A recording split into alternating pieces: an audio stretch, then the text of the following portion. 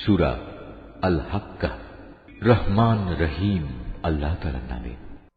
একটি অনিবার্য সত্য ঘটনা। কি সেই অনিবার্য সত্য ঘটনা? তুমি কি জানো সেই অনিবার্য সত্য ঘটনাটা আসলে কি? আদ ও সামুদ জাতির লোকেরা মহাপ্রলয় সংক্রান্ত এমনি একটা সত্য ঘটনা অস্বীকার করেছিল।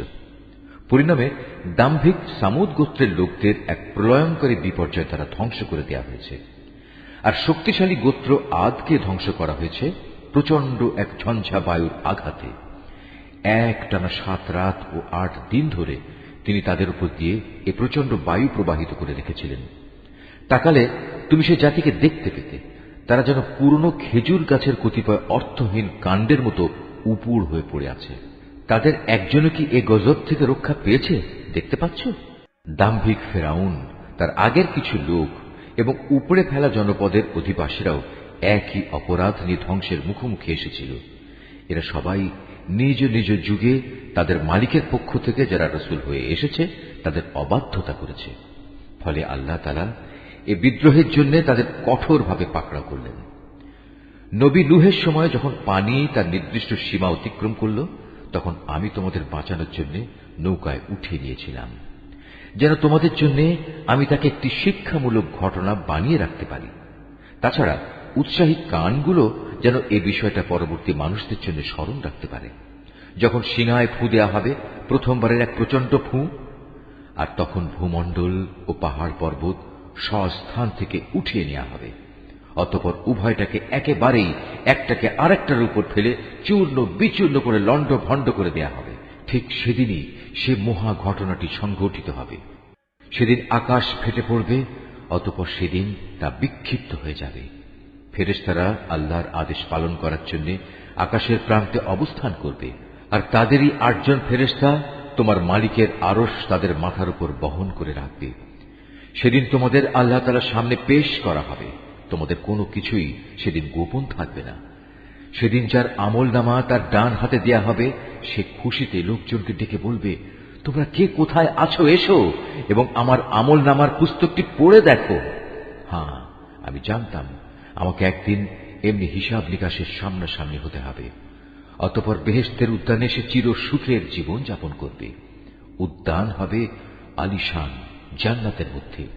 এর ফলমূল তাদের নাগালের মধ্যেই ঝুলতে থাকবে। আল্লাহর পক্ষ থেকে অভিনন্দনপূর্ণ ঘোষণা আসবে, অতীতে যা তোমরা কামাই করে এসেছ তারই পুরস্কার হিসেবে আজ তোমরা প্রাণ ভরে এগুলো খাও এবং তৃপ্তি সহকারে পানীয় গ্রহণ করো।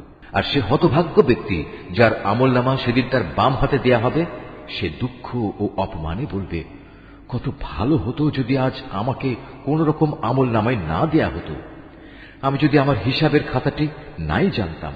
হায়, আমার প্রথম মৃত্যুই যদি আমার জন্য চূড়ান্ত নিষ্পত্তিকারী বিষয় হতো।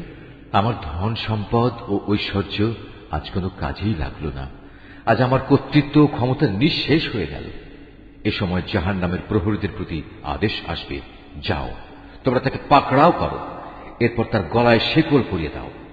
অতঃপর জাহান্নামের জ্বলন্ত আগুনে তাকে প্রবেশ করাও এবং তাকে 70 গজ শেকল দিয়ে বেঁধে ফেলো। কেননা সে কখনো মহান আল্লাহর উপর বিশ্বাস স্থাপন করেনি। সে কখনো দুস্থ অসহায় লোকদের খাবার দেওয়ার জন্য অন্যদের উৎসাহ দেয়নি। আর এ কারণেই আজকের এই দিনে তার প্রতি দয়া দেখানোর কোনো বন্ধু এখানে থাকবে না।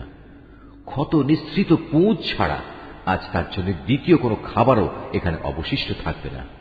একান্ত অপরাধী ব্যক্তিরা ছাড়া অন্য কেউই আজ তা খাবে না। তোমরা যা কিছু দেখতে পাও আমি তা শপথ করছি, আরো শপথ করছি সেসব বস্তুর যা তোমরা দেখতে পাও না। নিঃসন্দেহে এ কিতাব একজন সম্মানিত রাসূলের আনিত বাণী। এটা কোনো কবির কাব্য কথা নয়, যদিও তোমরা খুব কমই বিশ্বাস করো। এটা কোনো গণক কিংবা জ্যোতিষীর কথাও নয়, যদিও তোমরা খুব কমই বিবেক বিবেচনা করে চলো। মূলত এ কিতাব বিশ্বজগতের মালিক আল্লাহ তাআলার কাছ থেকেই তার রাসূলের উপর নাযিল করা হয়েছে। রাসূল যদি এই গ্রন্থটি নিজে বানিয়ে আমার নামে চালিয়ে দিত, তবে আমি শক্তভাবে তার ডান হাত ধরে ফেলতাম। অতঃপর আমি তার কণ্ঠনালী কেটে ফেলে দিতাম। আর সে অবস্থায় তোমাদের কেউই তাকে আমার এই শাস্তি থেকে বাঁচাতে পারত না। সত্যি কথা হচ্ছে, আল্লাহ তাআলাকে যারা ভয় করে এ কিতাব তাদের জন্য উপদেশ বই কিছু নয়। আমি ভালো করেই জানি তোমাদের একদল লোক হবে এ কিতাবকে মিথ্যা সাব্যস্তকারী। এটি তাদের জন্য গভীর অনুতাপ ও হতাশার কারণ হবে যারা আল্লাহ তাআলাকে অস্বীকার করে। নিঃসন্দেহে এ মহাগ্রন্থ এক অমোঘ সত্য। অতএব হে নবী, এমনই একটি গ্রন্থের জন্য তুমি তোমার মহান মালিকের নামের পবিত্রতা বর্ণনা করো।